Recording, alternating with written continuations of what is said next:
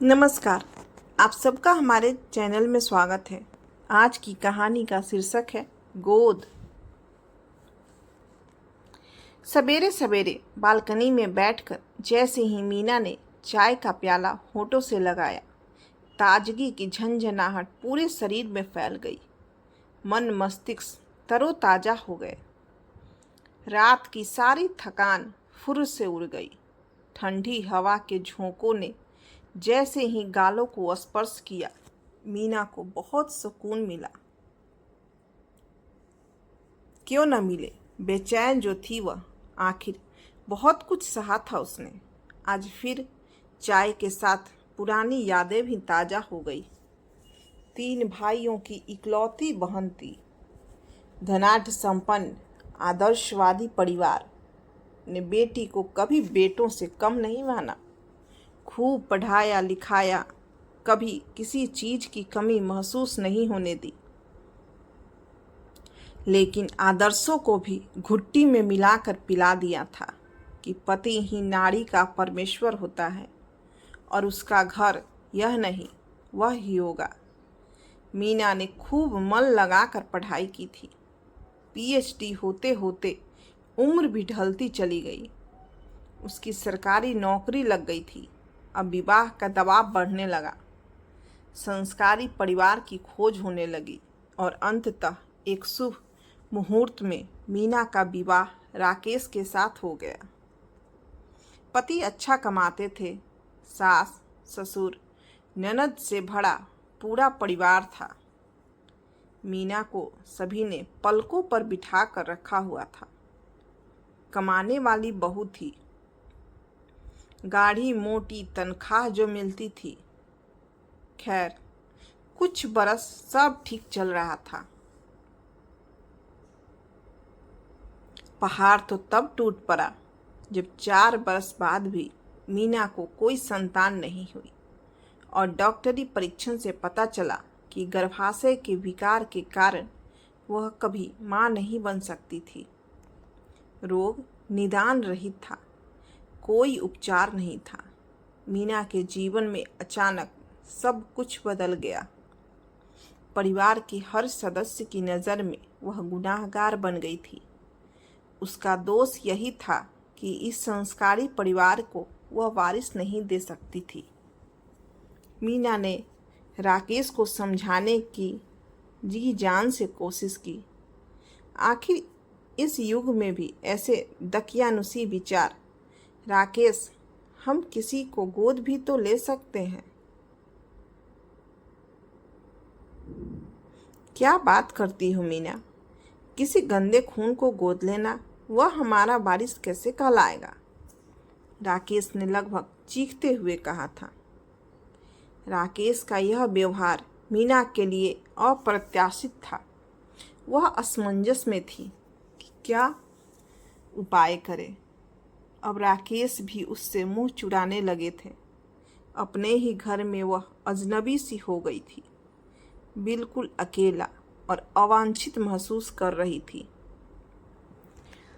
जब कोई और रास्ता नहीं रहा तो उसने दिल पर पत्थर रखकर अलग हो जाने का निर्णय ले लिया। पिता ने स्पष्ट रूप से कह दिया था, यहाँ उसके लिए कोई स्थान नहीं है, क्योंकि वे अब स्वयं भाइयों के टुकड़ों पर पल रहे हैं। उसके लिए अपना घर पराया हो गया था। कोई जगह नहीं थी जहां वह जा सके। इसलिए स्थानांतर करवाया और यहाँ इस अनजान शहर में अपनी नई दुनिया बसाने के लिए आ गई थी। अब ये नौकरी और अकेलापन ही उसके जीवन के साथी थे। वह वापस मीना शर्मा बन गई थी और इसी में खुश रहना सीख रही थी। तभी दरवाजे के खटखटाने की तेज आवाज़ से मीना की तंद्रा टूटी। इससे पहले वहां तक पहुंचती, दरवाज़ा ढकेलते हुए लक्ष्मा अंदर घुसी। उसके साथ एक 4-5 बरस की नन्ही सी लड़की भी थी, जिसे वह काम पर लाई थी।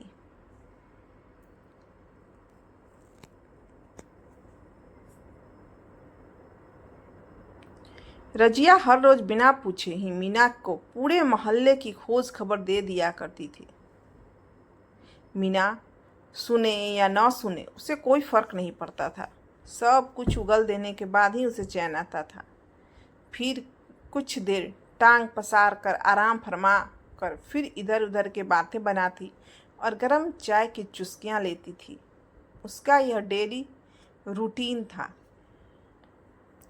ये तो मीना का मौन स्वभाव था कि उसके कितना खोद खोद कर पूछे जाने पर भी मीना ने अपने बारे में उसे कुछ नहीं बताया था, वरना इसमें कोई शक की गुंजाइश नहीं थी कि रजिया की मीना को पूरे मोहल्ले में एक रोचक चरित्र बनाने में सक्षम थी। आज मीना चुप नहीं रह सकी और बच्ची को देखते ही पूछ लिया,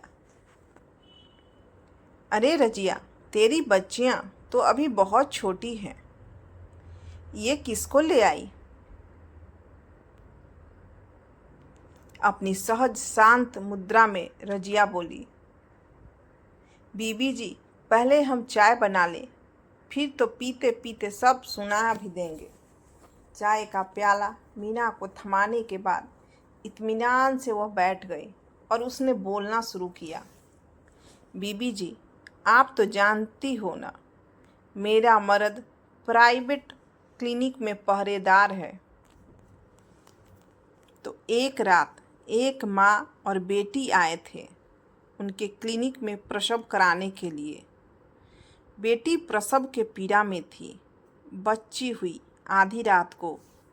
दोनों आराम कर रही थी। सुबह को जब मेरा मर्द झाड़ू लगा रहा था तो कूड़ेदान में से बच्ची की रोने की आवाज़ सुनी। वो गया भागा भागा, देखा क्या, नवजात बच्ची। अंदर लेकर भागा। माँ बेटी दोनों गायब थे। डॉक्टर साहब को जगाया। उन्हें पूरा किस्सा समझ में आ गया। अब तो ये पुलिस केस होवे ना बीबी जी, लेकिन मेरा मर्दवा तो बिल्कुल अनजान था। बच्ची को डॉक्टर से मांग कर घर ले आया। डॉक्टर ने भी आनाकानी नहीं की, लेकिन मैंने भी दूध मुहा 2 जुड़वा बच्चे कहाँ तक मैं पालती, सो रिश्ते की बहन को सौंप दिया। अब 5 साल बाद उसके मर्द ने उसे छोड़ दिया तो बच्ची वापस इधर भेज दी। पता नहीं किसका पाप है, लेकिन क्या करें बीबी जी, कहाँ भेजे, है तो इंसान की औलाद ही ना। देखूं का करे हैं ईश्वर। रजिया की चाय और कहानी दोनों समाप्त हो गई थी। वह उठी और काम करने चली गई। नन्ही पास ही बैठी अपनी राम कहानी को गौर से सुन रही थी। पता नहीं कुछ समझी या नहीं, लेकिन उसकी मुख मुद्रा कुछ उदास सी हो गई थी। मीना को उस पर प्यार आया। उसने उसे पास बुलाया और ध्यान से देखा। बड़ी बड़ी काली आंखें, पतले ओठ, उठा हुआ माथा, उजला रंग, सचमुच परी जैसी दिख रही थी। नन्ही, सब कुछ तो था, अगर कुछ नहीं था तो वह था भाग्य।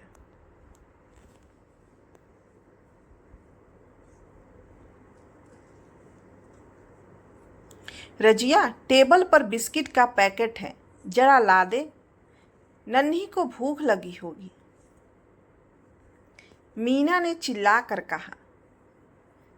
अगले बरस कोई अच्छा लड़का देखकर ब्याह देंगे। बिस्कुट नन्ही को थमाते हुए रजिया बोली, क्या पागल हो गई हो? इतनी छोटी बच्ची का ब्याह पाप नहीं लगेगा? अरे ईश्वर से तो डर। वाह बीबी जी, बुरा मत मानियो, मैं आपकी बात नहीं कर रही हूँ, लेकिन आप जैसे समझदार लोग अपने बच्चों को कूड़ादान में फिकवा दे तो पुण्य, और मैं उसका ब्याह करूं तो पाप भी। कहाँ का न्याय है तुम्हारे भगवान का। मीना की बोलती बंद हो गई। रजिया चली गई। अनपढ़ होकर भी उसने कितनी गहरी बात कह दी थी। सच ही तो था, मीना का मन खिन्न हो उठा। वो असहज हो उठी थी। मन में करवाहट फैल गई थी। कुछ करने का मन नहीं हो रहा था। चाह कर भी नन्ही के विचार को वह झटक नहीं पा रही थी। पूरा दिन वह सिर्फ उसके बारे में ही सोचती रही। अगले कुछ दिनों में नन्ही उससे काफी घुल मिल गई थी। कॉलेज से वापस आते ही नन्ही को अपने बरामदे की सीढ़ियों पर बैठा पाती। वह इधर उधर से कुछ कंकर पत्थर बीन कर ले आती और खेलते हुए मीना का इंतजार करती रहती। मीना ताला खोलती, दोनों अंदर आते। मीना चाय बनाती, उसे कुछ खाने को देती, फिर वह नहाने चली जाती।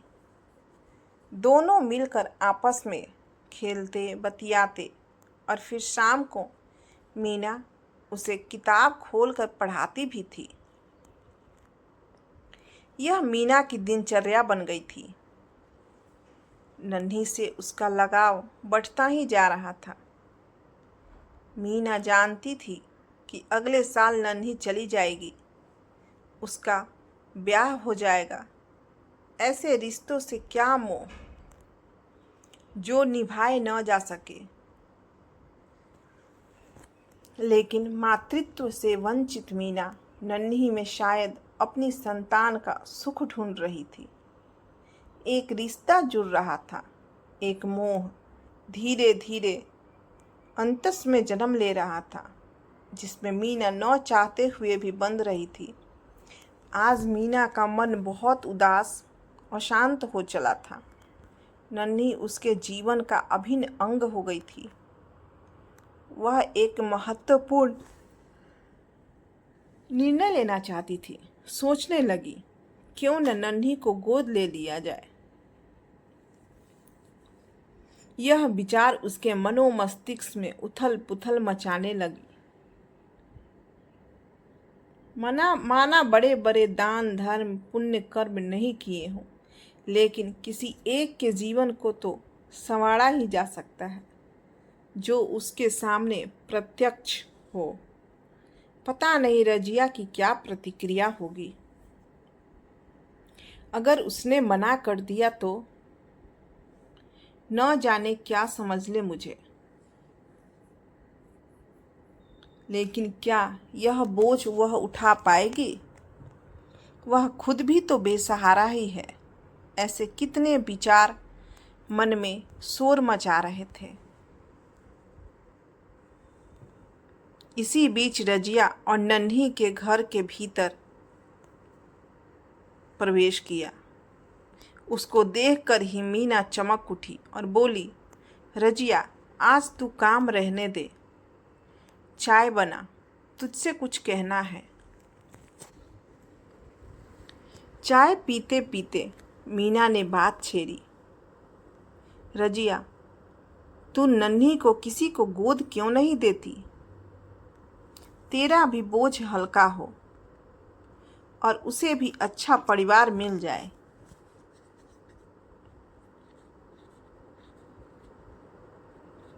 किसे दूं बीबी जी? क्यों? एक बात कहूं, मैं तेरी मदद कर सकती हूँ। तुझे बता, कितना पैसा चाहिए? मैं नन्ही को अपनाने को तैयार हूँ। रजिया का मुंह खुला का खुला रह गया। किंचित अविश्वासी निगाहों से मीरा को कुछ देर ताकती रही और बोली, बीबी जी, हम गरीब जरूर हैं, लेकिन बच्चों को बेचते नहीं हैं। आप इसे गोद लेना चाहती हैं तो लीजिए, लेकिन मुझे कुछ नहीं चाहिए।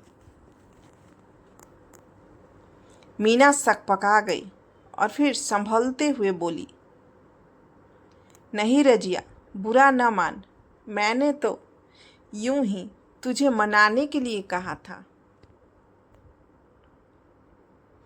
दरअसल तू ठीक ही कहती है। मैं तेरी भावनाओं की इज्जत करती हूँ।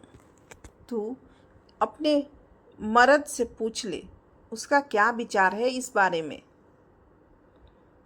तो हम फिर कानूनी तौर पर कार्रवाई कर लेंगे। क्या कहती है तू? बस बीबी जी, आप तो ईश्वर का अवतार है। अरे मैं पगली इसे अभागी मानती थी बीबी जी। बच्ची का जीवन संवर जाएगा।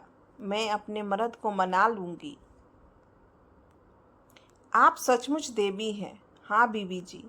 मीना ने सब औपचारिकताओं की पूर्ति कर नन्ही को गोद ले लिया।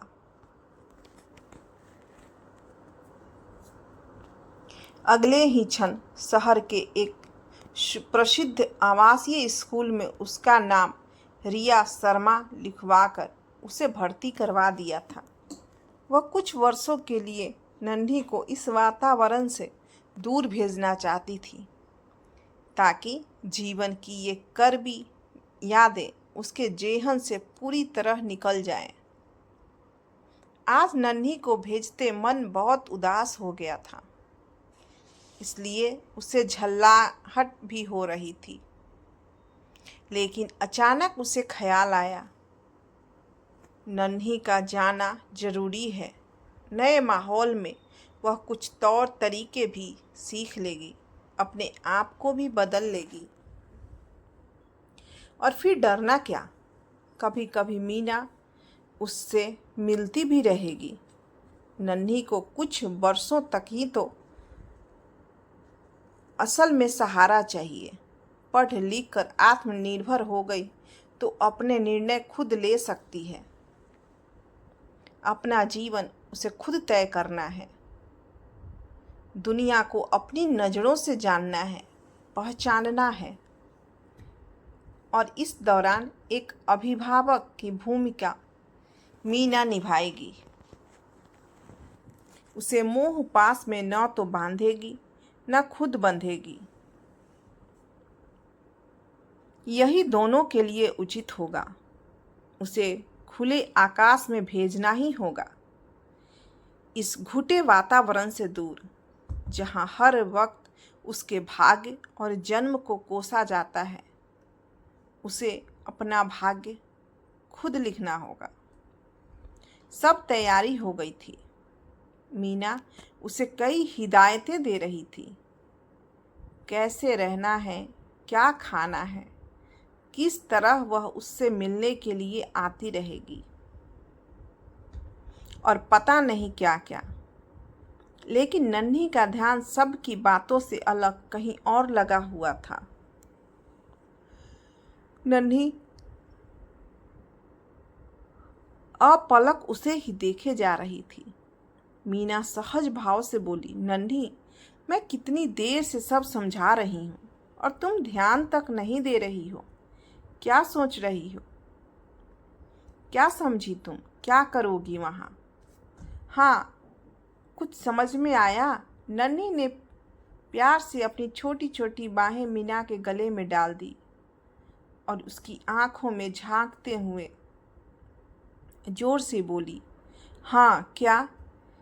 यही कि मैं अब तुम्हें बीबी जी नहीं, माँ कह सकती हूँ। माँ,